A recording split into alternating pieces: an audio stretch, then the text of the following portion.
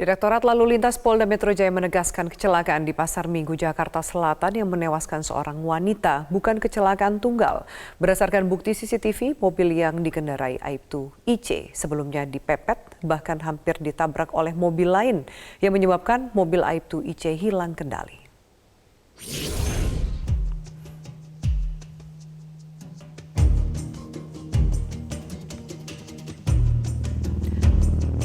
Dan beginilah situasi jelang atau sebelum mobil Aibtu IC hilang kendali dan menabrak pembatas jalan.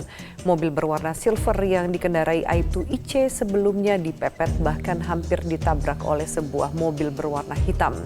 Hal inilah yang menjadi dasar pihak Polda Metro Jaya menyatakan kejadian ini bukan kecelakaan tunggal.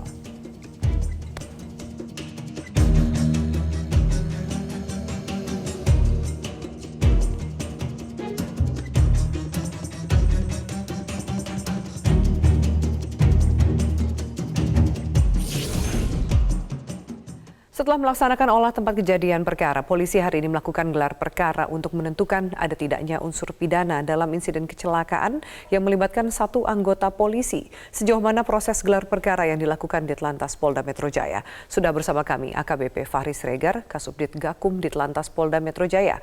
Pak Fahri, selamat sore. Selamat sore Mbak Afi. Ya, Pak Fahri, apakah sudah ada hasil dari gelar perkara untuk menentukan adanya tersangka dalam kasus ini? Ya Mbak, jadi kami sudah melakukan gelar perkara, tentunya berdasarkan dari beberapa alat bukti yang kami peroleh, baik itu keterangan saksi, termasuk juga rekaman CCTV, juga termasuk didukung dari keterangan tersangka, di mana kami sudah memperlihatkan rekaman CCTV yang kami peroleh di sekitar TKP kepada tersangka, dan tersangka mengakui bahwa berusaha untuk memberhentikan kendaraan mobil Innova, sehingga akhirnya membenturkan kendaraan tersebut. Dan berdasarkan dari hasil olah TKP di mana kami menemukan barang bukti, bekas goresan, bekas tabrakan dan sebagainya. Dari hal-hal tersebut akhirnya kami tetapkan bahwa pengemudi mobil Hyundai dengan inisial saudara HR itu kami tetapkan sebagai tersangka. Seperti itu Mbak.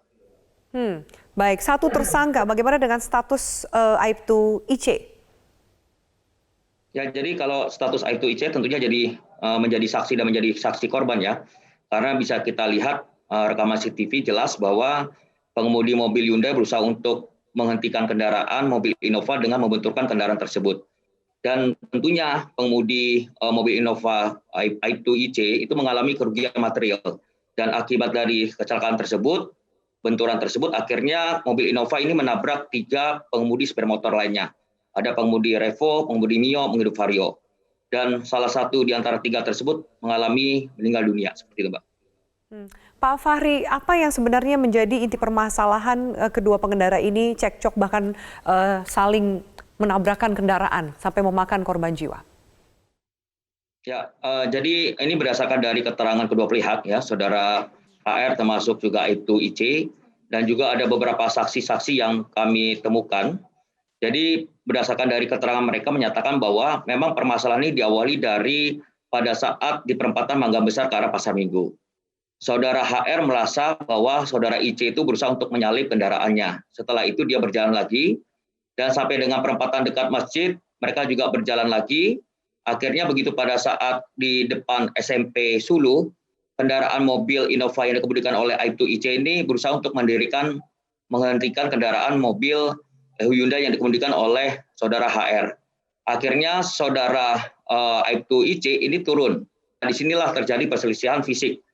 Dan setelah itu mobil Innova berjalan kembali dan selanjutnya diikuti oleh mobil Hyundai. Nah, disinilah baru sebelum terjadi kecelakaan, akhirnya mobil Hyundai ini berusaha untuk menyalip dengan tujuan untuk menghentikan kendaraan dari mobil Innova, namun dengan cara membenturkan kendaraan tersebut dengan berpindah dari lajur 1 ke lajur 2.